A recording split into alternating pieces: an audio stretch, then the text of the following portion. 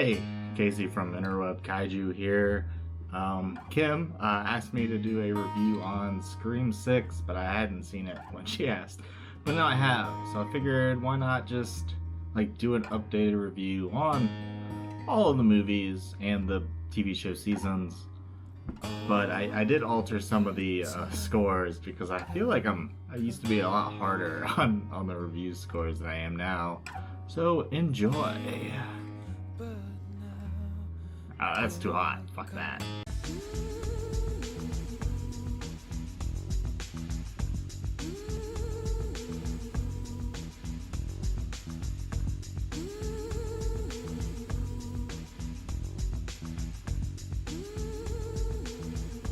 Scream. This isn't just my favorite in the franchise, it's one of my favorite movies, period. The acting is phenomenal throughout, the music is great, the use of loud cuts to songs during scene transitions, that acoustic cover of Don't Fear the Reaper uses foreshadowing, so many memorable lines in here as well. 5 out of 5.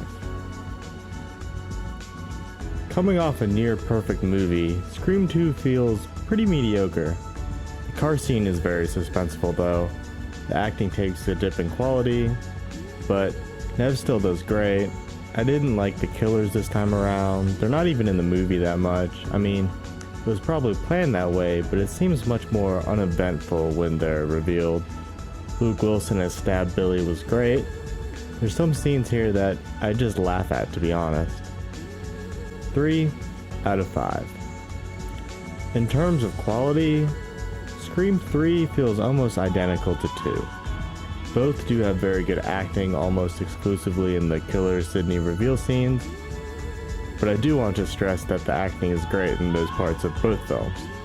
There's some parts I really like in this entry. The bloody blanket covered Mama Prescott is a great aesthetic. Post Scream 2 secluded Sidney was a good idea that was well executed.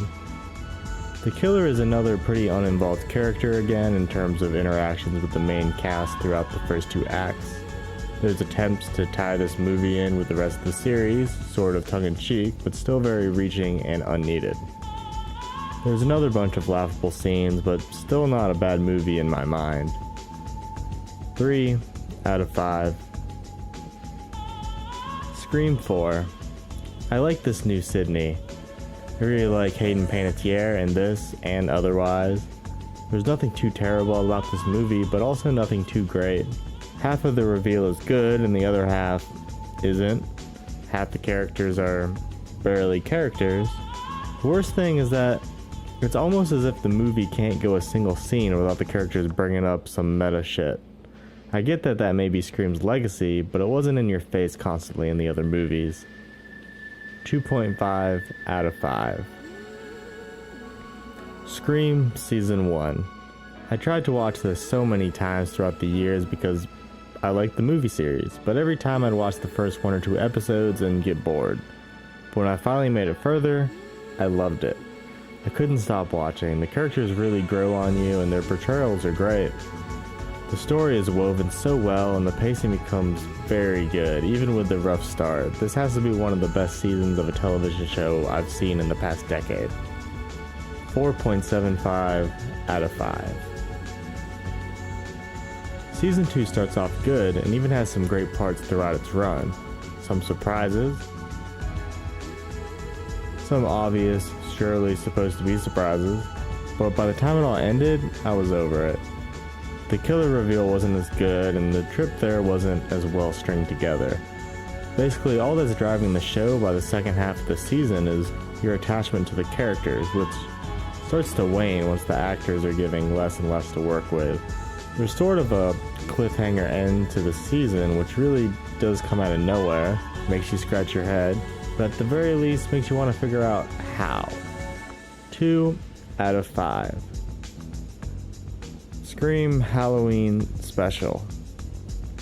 This is a 2-part special and I don't know why they made this. It feels just as lifeless as season 2 and worse. Doesn't really add anything to the story, which would have been good as season 2 ended on what seemed to be a hell of a story beginning.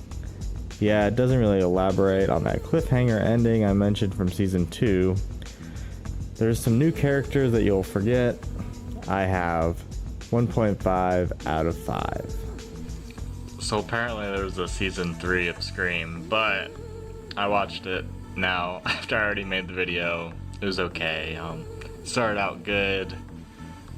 You know, it was only 6 episodes, but it like died halfway through. It was funny. I laughed audibly more than a couple of times. The twist is kind of lame. The main killer after the reveal still is probably the best acting, keeping in terms with the rest of it. Sometimes it's a bit like in your face with the meta stuff, but not as bad as Scream 4. I don't know, like a 2 out of 5. Scream 2022, 5 cream. The weakest of the franchise in my opinion, and the weakest group of new characters. I thought 4 was too meta, but this took it to another level. But the double meta couch scene was delightful. On January 20th, 2022, I gave Scream 2022 2.5 out of 5 stars. Yeah, so the first Scream is one of my favorite movies, and I like the franchise, so maybe that's why I was so hard on the movie. I really did not like the new characters, and then bringing in the legacy characters midway through, I don't know, it's like overshadows all the new ones too, so it's like we're really not going to care about them. There's one of the twins I liked as far as the new characters go. They can't just keep bringing back legacy characters halfway through in each of these new installments. Scream 6. So glad they spent more time giving us horror movie scenes and less constant meta dialogue that plagued the last 2 entries.